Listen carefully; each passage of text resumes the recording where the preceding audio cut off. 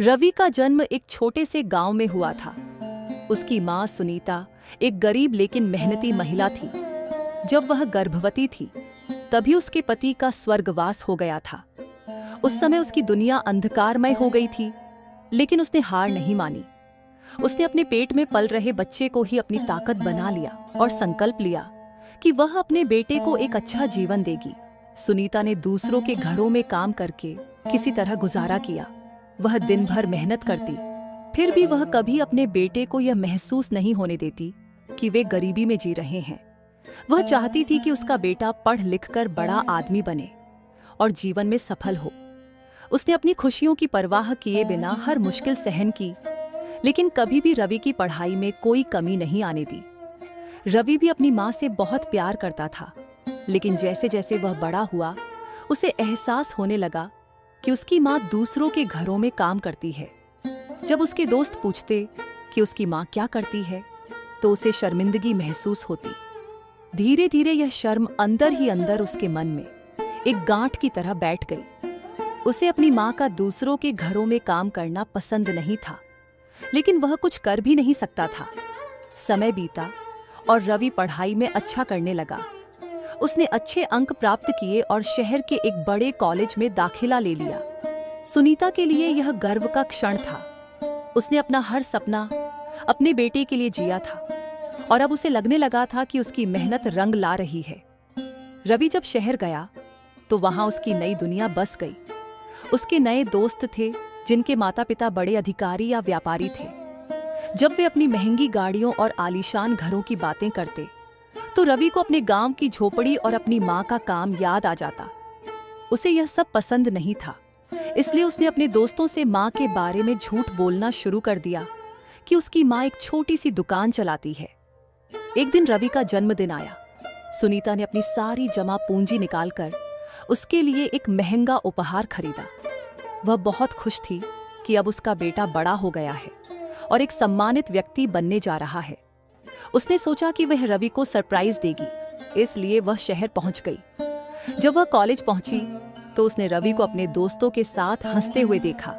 वह खुशी से उसे देखने लगी, लेकिन जैसे ही रवि की नजर अपनी मां पर पड़ी, उसका चेहरा उतर गया। उसके दोस्त उसकी ओर देख रहे थे और उसे यह समझ नहीं आ रहा था कि वह क्या करे। रवि, ये कौन है? उसके एक दोस्त ने पूछा। वह घबरा गया और बिना सोचे समझे कह दिया, यह हमारे घर की नौकरानी है। सुनीता को यह सुनते ही झटका लगा। उसे लगा कि शायद उसने गलत सुना है, लेकिन जब रवि ने अपनी नजरों को झुका लिया तो वह समझ गई कि उसका बेटा अब उसे अपनी मां मानने में शर्मिंदगी महसूस करता है। वह चुपचाप उसके पास गई, उसके हाथ में उपहार थमाया और बिना कुछ कहे वहां से चली गई। रवि ने भी बिना कोई प्रतिक्रिया दिए वह उपहार एक तरफ रख दिया और फिर से दोस्तों के साथ हंसने लगा। कुछ महीनों बाद रवि की परीक्षा खत्म हुई और उसे एक बड़ी कंपनी में नौकरी मिल गई। अब वह आत्मनिर्भर हो गया था, लेकिन इस दौरान उसने अपनी मां से पूरी तरह दूरी बना ली थी। वह अब कम ही फोन करता और जब भी मां का फोन आता तो कभी कभी अनसुना कर देता। उसे लगता कि अब वह एक बड़ा आदमी बन गया है और उसे अपनी जिंदगी में मां की जरूरत नहीं है। एक दिन गांव से खबर आई कि उसकी मां बहुत बीमार है। पड़ोसियों ने बताया कि वह कई दिनों से अस्पताल में भर्ती हैं और उनकी हालत बहुत गंभीर है। रवि के पैरों तले जमीन खिसक गई।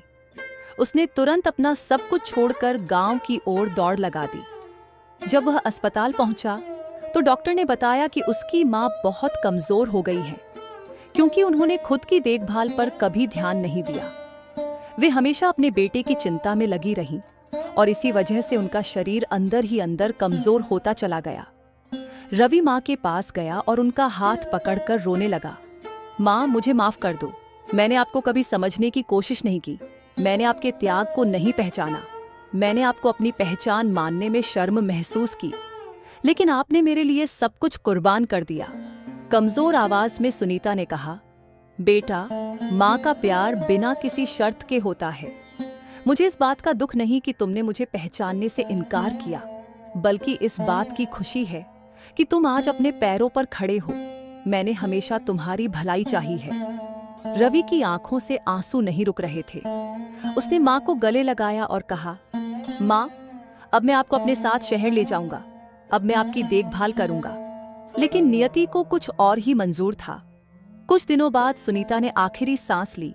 रवि के जीवन में एक खालीपन रह गया जिसे वह कभी भर नहीं सका। उसे एहसास हुआ कि उसने अपनी माँ को कभी वह प्यार और सम्मान नहीं दिया जिसकी वह हकदार थी। अब वह बड़ा आदमी बन चुका था, लेकिन माँ के बिना उसकी सफलता अधूरी थी। उसने नौकरी छोड़ दी और गांव वापस आ गया। उसने वहां एक स्कूल खोला जहां गरीब बच्चों को मुफ्त शिक्षा दी जाती थी ताकि कोई और बच्चा अपनी माँ की मेहनत से शर्मिंदा न हो। उसने उस स्कूल का नाम माँ सुनीता मेमोरियल स्कूल रखा। रवि ने अपने जीवन भर माँ की दी हुई शिक्षा को अपनाया और यह प्रण लिया कि वह कभी किसी गरीब इंसान का अपमान नहीं करेगा। इस कहानी से हमें यह सीख मिलती है कि माँ का प्यार दुनिया की सबसे अनमोल चीज होती है। हमें अपने माता पिता के त्याग को समझना चाहिए और उन्हें हमेशा प्यार और सम्मान देना चाहिए, क्योंकि उनके बिना हमारी कोई पहचान नहीं होती। ये कहानी यहाँ समाप्त होती है। उम्मीद है कि आपको ये पसंद आई होगी। ऐसी कहानियों के लिए कृपया हमारे चैनल को सब्सक्राइब करें। धन्यवाद।